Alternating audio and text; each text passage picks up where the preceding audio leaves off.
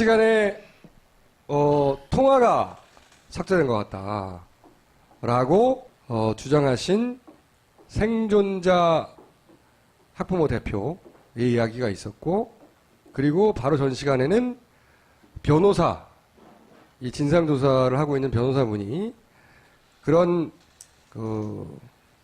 희생자 학부모 또 생존자 학부모 양측으로부터 그런 통화 삭제가 많다, 그런 사례도 들었고 그런 폰도 봤다, 여기까지 얘기를 했어요. 근데 그 얘기를 듣고 나서 궁금해진 것이 뭐냐면, 당시 탑승하고 있던 사람들에게 꼭 부모만 전화하라는 법 없잖아요. 그렇죠? 그 사고 소식을 들은 친구들이나 또는 뭐 친인척이나 동료들이나 이런 분들이 그 탑승자에게 전화했을 가능성이 매우 높지 않습니까? 그래서 이제 열심히 사례를 찾다가 그런 제보를 받았습니다, 저희가. 네, 안녕하세요. 네, 안녕하세요. 네. 세월호의 인솔 교사로 타셨던 분의 친구로 제가 알고 있습니다. 예, 맞습니다. 네. 그 사고 당일 인솔 교사였던 분, 이분은 아직도 시신이 발견되지 않고 있는 상태인 거죠? 예.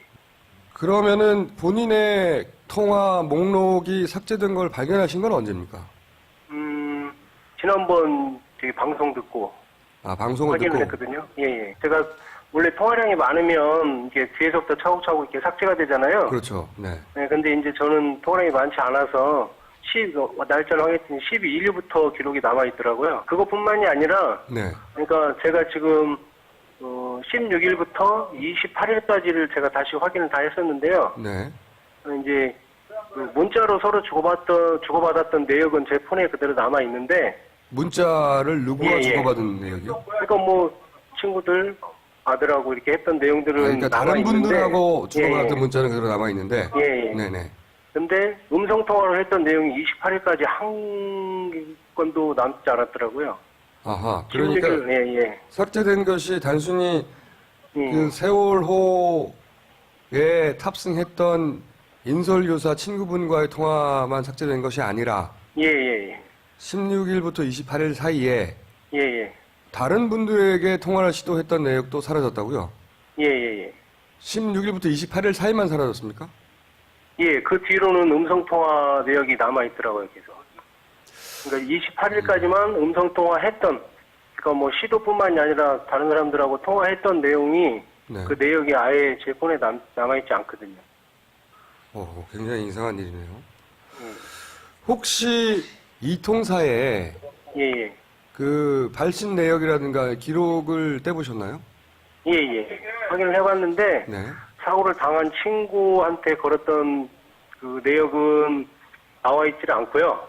그것은 그다음에, 없고요, 아예. 예. 예, 그 과정에서 뭐 이제 뭐 내려갈 때 친구들하고 뭐 연락하고 뭐 이랬던 내용들은 남아 있더라고요, 그대로. 거기까지 확인하신 거군요. 예. 혹시 본인 이외에 다른 친구분들도 예. 그 사고를 당한 인솔교사와 통화 시도를 했을 수 있지 않습니까? 예. 혹시 그 다른 친구분들에게는 물어보셨어요?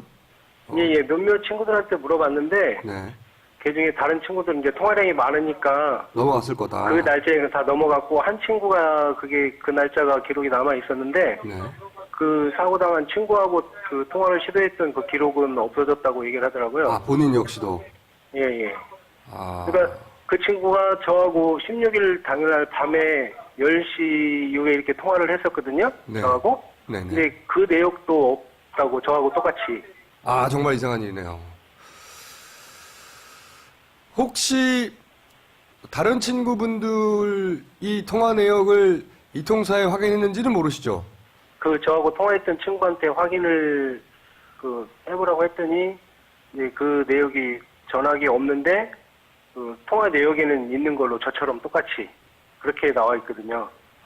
예. 사고를 당하신 인솔교사 친구분과의 통화는 이 통사에도 둘 다 남아있지 않고, 예. 그리고 폰에서는 삭제되었지만 친구분들끼리의 예. 통화는 이 통사에는 기록이 남아있고, 예. 이게 공통점이군요. 예. 오늘 말씀 감사합니다. 예, 감사합니다. 수고하세요. 이분은 철저하게 제3자예요. 탑승했던 인솔교사와 친구였던 사람인 거죠.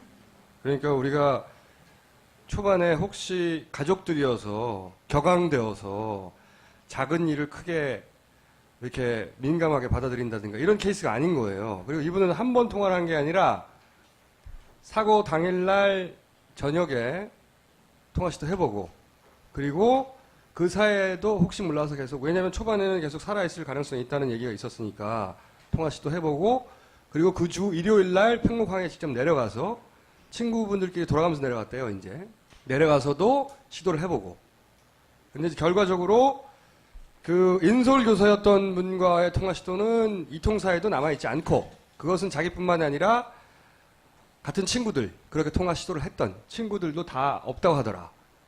그런데 이상하게도 그것만 없는 게 아니라 본인의 휴대폰에서 16일부터 28일 사이에 다른 통화들도 다 없더라. 그런데 그거는 이통사에는 있더라. 그건 친구도 마찬가지고. 지금 확인한 사항은 여기까지인 거예요. 저는 이분의 그 진술은 굉장히 신빙성이 높다고 생각합니다.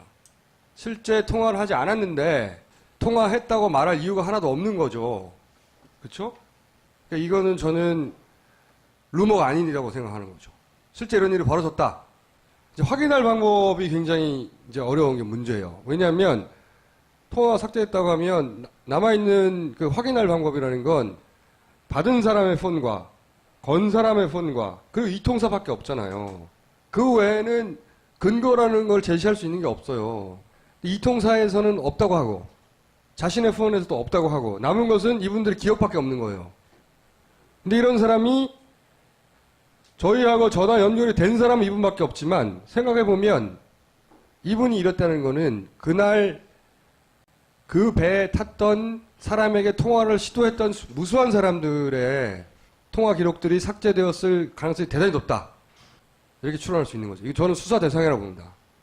그렇게 생각 안 드십니까? 그렇게 될 경우에는 네. 이 개인 정보를 가지고 삭제가 됐다면 그런 게 아니라 그런 게 아닌 것 같아요. 당시에 그쪽으로 연결됐던 기지국으로 연결됐던 그렇죠.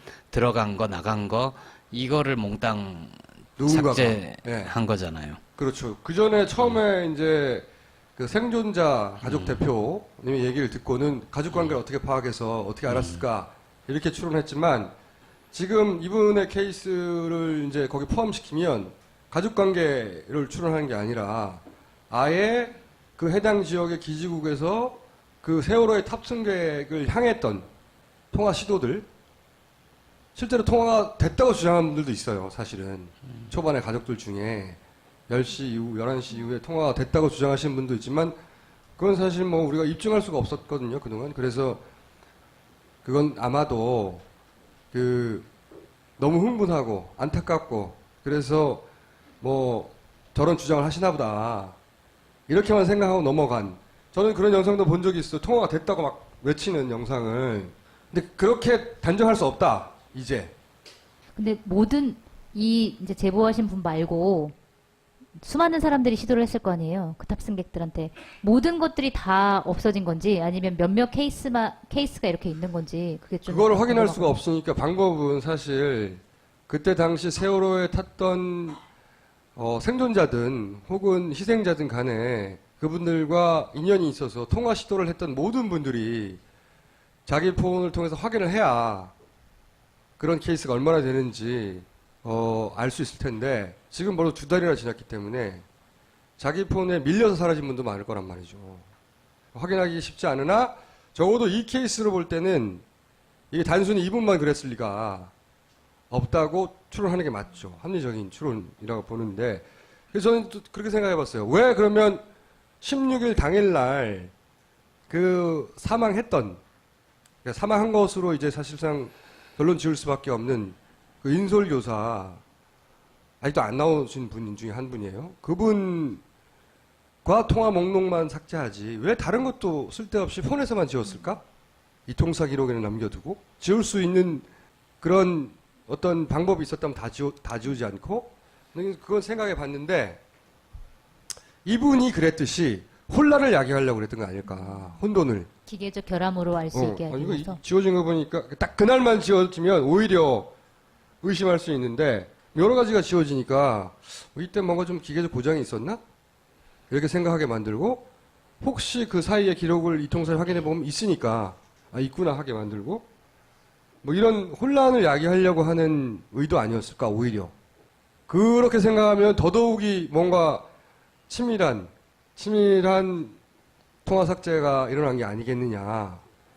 그 외의 방법으로 이걸 설명할 길이 있나요?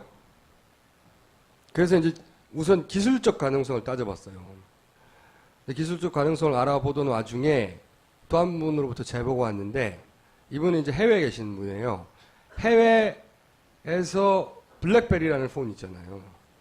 블랙베리사에서 근무했던 분이에요. 그분이 지난 방송을 보고 그 개개인들의 폰에 어떤 정보를 삭제하는 것이 사실은 그렇게 어려운 일이 아니다. 라고 하며 뭐를 보내셨냐면 몇 가지 화면을 보내줬는데 이게 뭐냐면 이건 블랙베리 기준입니다. 휴대폰을 만드는 회사에서 우리로 치면 삼성전자, LG전자 휴대폰을 만드는 회사에서 이 통사 SKT나 KT나 LGT 이 통사한테 폰을 제공할 때 계약을 맺을 때 이 통사가 원하는 기능이 있대요. 자기들이 예를 들어서 그 폰의 전화기의 일련 번호를 알고 싶고 또 그 폰에 깔려 있는 운영 체제의 그 번호를 알고 싶고 버전을 알고 싶고 그럼 뭐 지금 현재 배터리의 성능 뭐 또 다른 어떤 사이트에 접속했는지 그런 로그 이런 정보를 이 통사가 요구한답니다. 이 통사에 따라서 요거 내용은 조금씩 달라지는데 그러면은 휴대폰 제조사가 폰에다가 그걸 미리 심는데요. 미국의 경우에는 뭐 버라이즌이나 AT&T나 이런 데서 각 이 통사가 우리의 서비스할 폰들에는 이런 소프트웨어를 심어달라 이런 기능을 가진.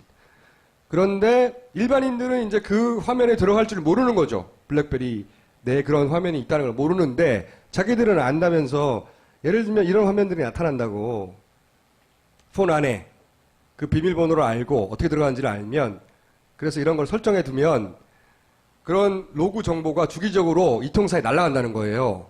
그래서 예를 들어서 휴대폰을 분실했다. 그러면 그 휴대폰이 어디 있는지 정보와 그리고 그 휴대폰의 내용을 주인이 아닌 사람이 가지고 있으면 삭제해버린다든가 그런 기능이 아예 애초부터 휴대폰에 탑재되어 있다는 거죠. 그리고 거의 비슷한 시기에 국내에서 이 통사에 일하는 분, 일했던 적이 있는 분으로부터 또 유사한 제보를 받았어요. 여기서는 블랙베리는 이걸 빌드라고 부른대요. 명칭을.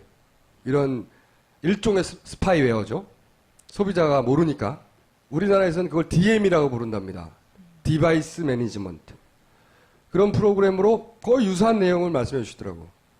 그러니까 이런 기록들을 주기적으로 이 통사에서 보내고 이 통사가 원하면 휴대폰의 특정 내용을 혹은 전체를 삭제할 수도 있다.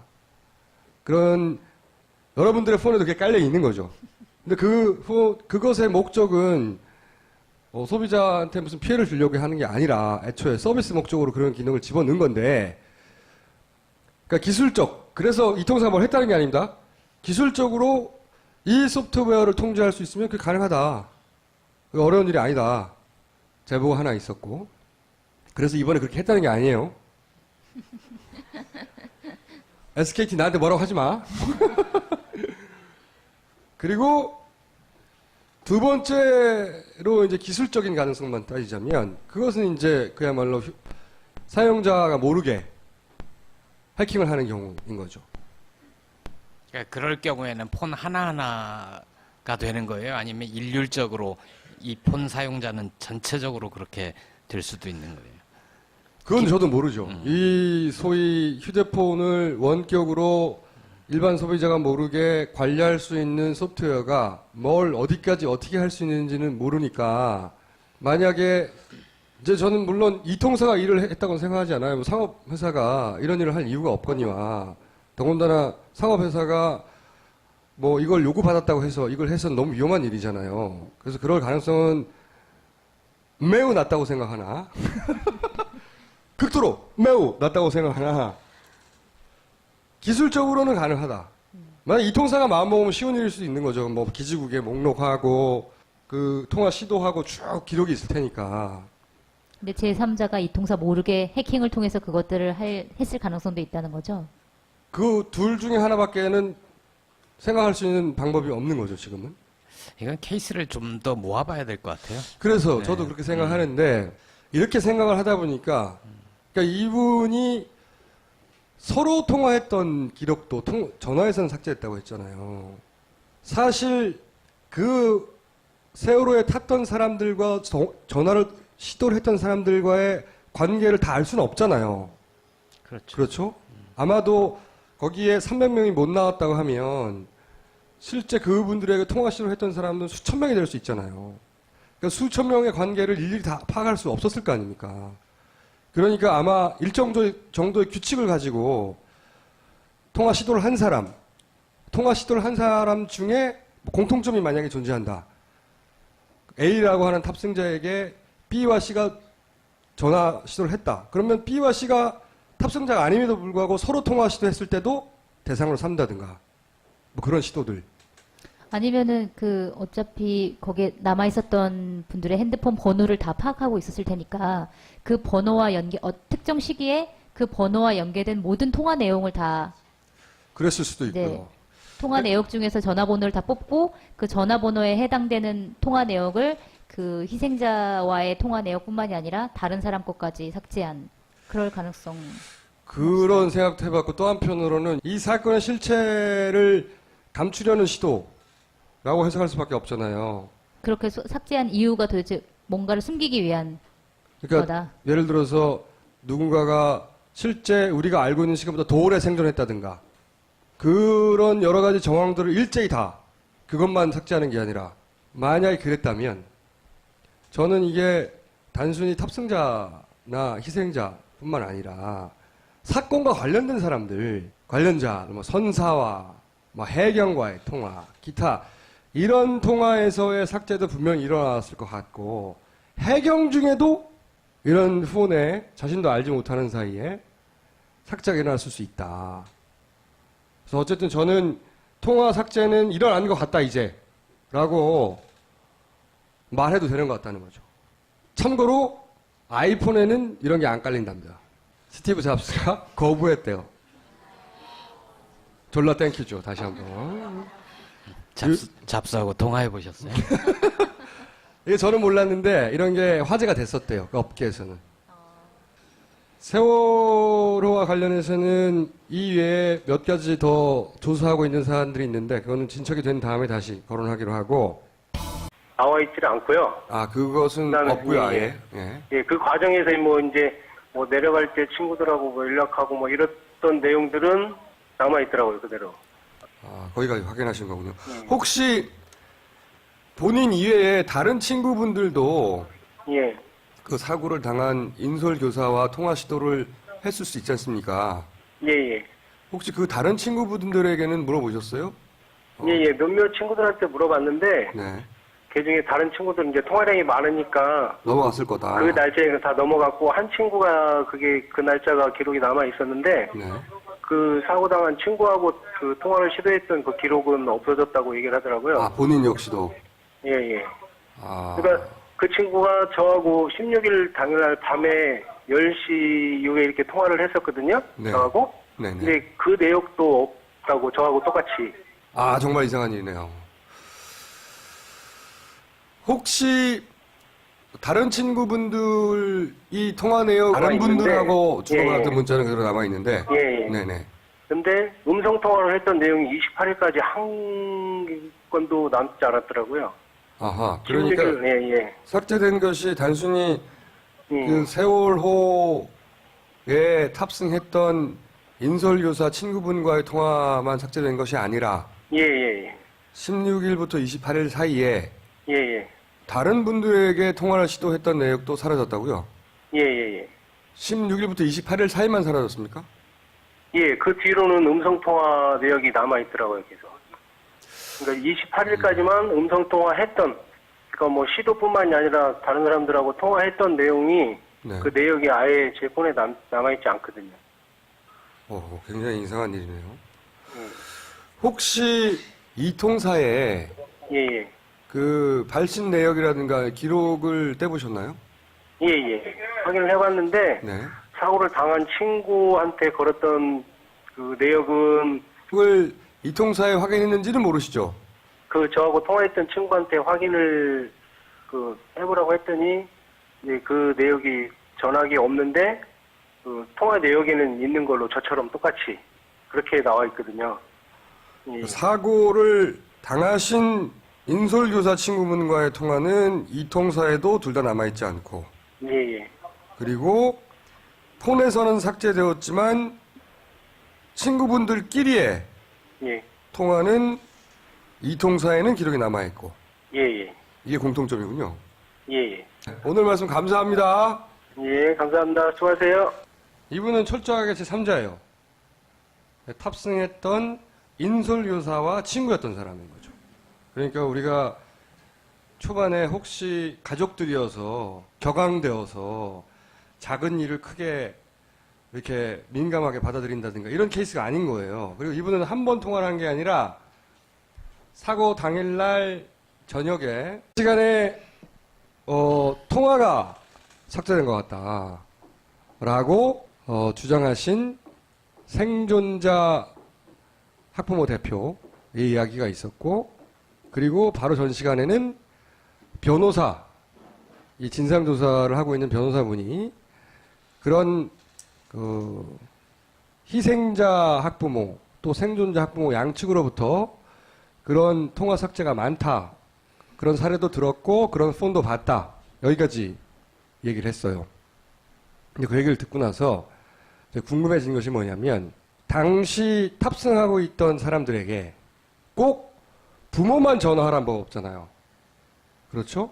그 사고 소식을 들은 친구들이나 또는 뭐 친인척이나 동료들이나 이런 분들이 그 탑승자에게 전화했을 가능성이 매우 높지 않습니까? 그래서 이제 열심히 사례를 찾다가 그런 제보를 받았습니다, 저희가. 네, 안녕하세요. 예, 안녕하세요. 네.